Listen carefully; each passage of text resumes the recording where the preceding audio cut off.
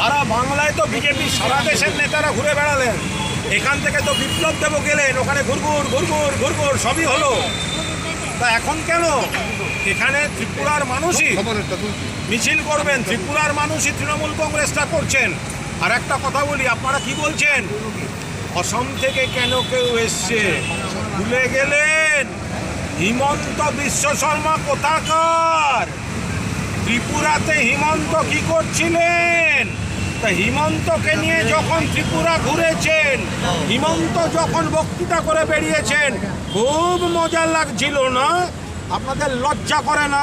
নিজেরা বাইরের থেকে লোক এনেছেন, নিজেরা এখান থেকে বাংলায় গেছেন, এখন ত্রিপুরায় যখন তৃণমূল কংগ্রেস মাথা তুলে দাঁড়াচ্ছে ত্রিপুরার মানুষের সমর্থন নিয়ে, এখন আপনারা প্রভাব করছেন, আপনাদের নার্ভ ফেল করছে, আপনাদের ভয় ভয় বোঝা যাচ্ছে মানুষ আপনাদের